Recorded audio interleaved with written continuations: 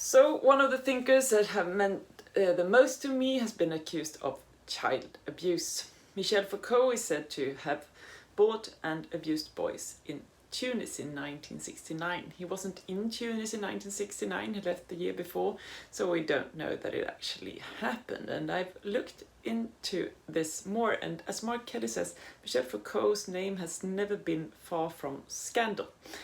There has been the accusations that he deliberately spread the HIV virus, which we knew almost as little about at the time as we did in early 2020 about COVID. Then the accusations of him supporting Islamism in Iran. Then the almost opposite claim that he supported neoliberalism. When it comes to child abuse, Foucault never did sign the petition demanding a reduction in the French age of consent, which he is said to have signed. I'll add a link if you want to look into that yourself. The rumours of abuses of young boys are being repeated as rumours by Sorman and Charpentier, who they themselves a bit have gotten the information indirectly. Others who were present in Tunis at the time describe Foucault's encounters with men, you could call them boys of 17 and 18. So in some the accusations need not be baseless, but they are not all that based either. And why is this coming up now? Why is this critique of a critical political thinker coming up when the world is crying out for strong populist leadership? Is it a coincidence? I'll return to that question. I have worked with and used Foucault's thinking in different ways, especially in a book on his writings on art, and in different projects for, how old am I, 20 years or so, and I've not heard many people say that he was a nice guy. I don't think he was the pleasing kind. His thinking is provocative, and I think he was a provocative person. He's no saint. Transgressing discursive borders was at the heart of his entire endeavour, and the liberation of sexuality was at the heart of his work, and of the larger philosophical and cultural movement of which he was a part. Simone de Beauvoir and Sartre pushed the sexual borders. Klossowski and Bataille, as I'm sure you know, they had their orgy society, and then we have Marquis de Sade, of course. And Simone de Beauvoir wrote Must We Burn de Sade, where she critiqued his abuses, but also explained why we should not burn his work nonetheless. So, must we burn Foucault? Well, my answer to that question can never be anything but yes. If you're out to rescue the name of an author, you have not read your Foucault, and you'll probably just end up supporting precisely the will to power that demands strong leadership and tabloid kind of politics. The accusations of child abuse is a reminder of that. It's a reminder that it's not the name, the man, the authority, the brand that makes out a thinking. No, to quote Foucault, it's the force of flight of the thoughts produced by that body, thoughts that live on or passed on, that create and recreate the reality that they are a part of. That is what makes out a thinking, not a thinking subject, but the activity of thinking, thought as action, the very movement of thought that subversively can serve liberation. That's what he tried to say when in The Order of Things, not focusing on the usual kind of line of thinking white men through history, but on the way in which thought worked on the level of words and things and how they appear differently to us through history. And in the history of madness, on how actual bodies were divided into psychiatrists versus the mad, in the discipline and punish, gods versus the imprisoned.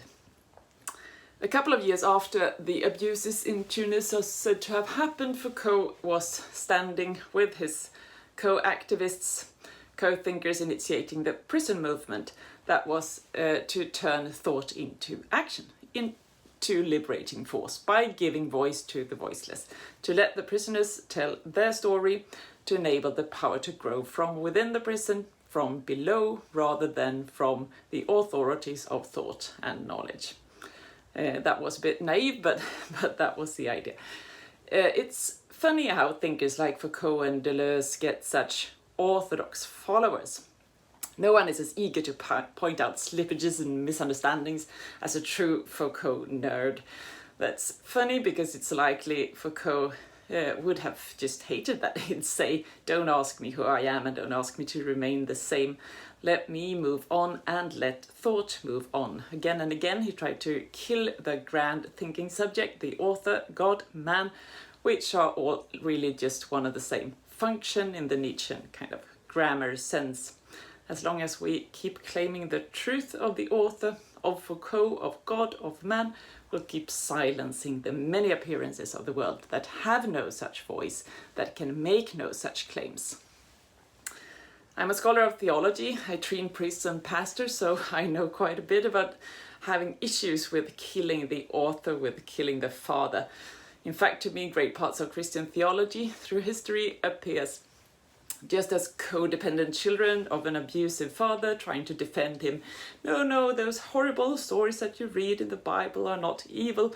They're just God's way of defending his people, or his way of teaching us. He really loves us. He's really a good guy. Codependency in a nutshell, defending the abuser rather than placing the responsibility where it belongs. These days I see something similar going on both the accusing side and the defending side of the current Foucault debate. But I really think what all of this is saying, regardless of what happened in Tunis, is that we should kill the author and let this century be a Deleuzian century in the sense that he actually hoped for. That is, we should finally stop following authors, thinkers like they were God, even stop following God like God was anything but the performative possibility of creating new worlds, concepts that help us push discursive borders, co-thinking by performatively doing and acting a world with room for more.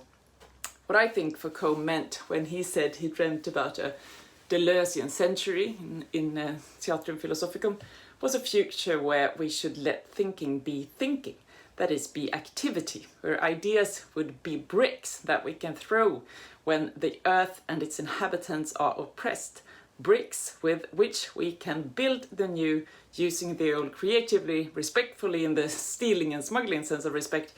Killing the author means killing precisely the need to glorify, to hold on to the leader as a transcendent father, as a revelator of truth. The proper killing of the author means not repeating the authority, but putting images and thoughts in circulation, in motion, to convey them, disguise them, deform them, to banish the boredom of writing, to suspend the privileges of the signifier, to unfreeze content, and to play with and against the powers, to truly pass thinking on. And yes, that last bit was a Foucault quote, as I am sure you Foucault nerds already know.